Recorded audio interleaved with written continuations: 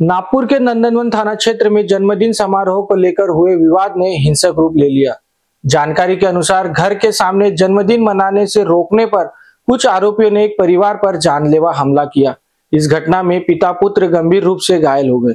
ये घटना 18 अगस्त को घटी, जब आरोपियों ने फिरियादी के ससुर और पति पर धारदार हथियारों से हमला किया।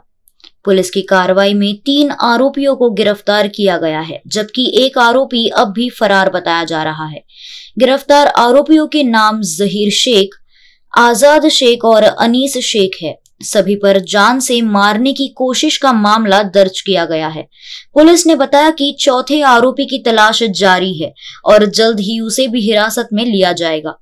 नंदनवन पुलिस ने गंभीरता से मामले की जांच शुरू कर दी है। घटना से इलाके में दहशत का माहौल बन गया है, जबकि पीड़ित परिवार को न्याय दिलाने के लिए पुलिस की कार्रवाई तेज की गई है।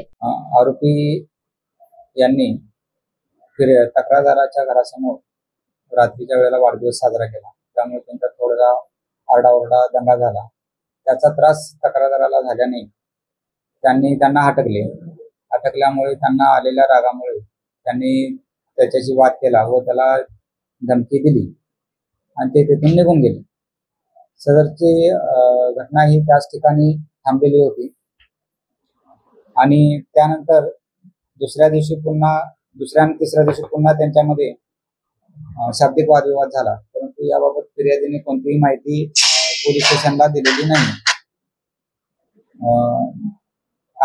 दिनांक 18 तारखेला संध्याकाळी 6:30 वाजताच्या दरम्यान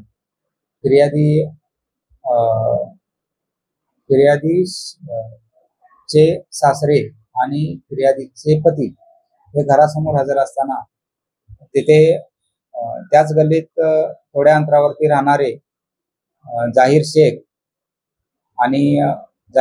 आजाद शेख, अनीस शेख आणि थल्ली शेख असे 4 आरोपी त्या ठिकाणी आले। त्यांनी येताना त्यांच्या हातामध्ये कुऱ्हाड, लाकडी दांडके, लोखंडी पट्टी असे हत्यार घेऊन आले आणि त्यांना येऊन मारहाण करू लागले।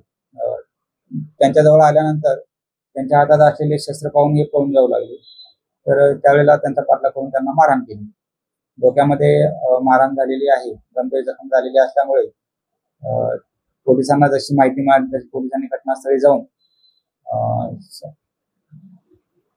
पंचनामा केलेला आहे आणि आरोपींचा शोध सुरू केला। त्याबाबत पोलीस स्टेशनला गुन्हा दाखल करण्यात आलेला आहे आणि आरोपींचा शोध घेऊन यातील 3 आरोपींना सध्या अटक करण्यात आलेली आहे। यामध्ये 3 आरोपींना अटक करण्यात आलेली आहे। त्यातील एक आरोपी रेकॉर्डवरचा आहे आणि त्यांच्या विरुद्ध सध्या ते आरोपी अटकेत आहेत। 3 दिवसाचा पोलीस कस्टडी रिमांड मिळालेला आहे आणि पुढील तपास चालू आहे। कैमरामैन अखिलेश के साथ अभिषेक पानसी की रिपोर्ट।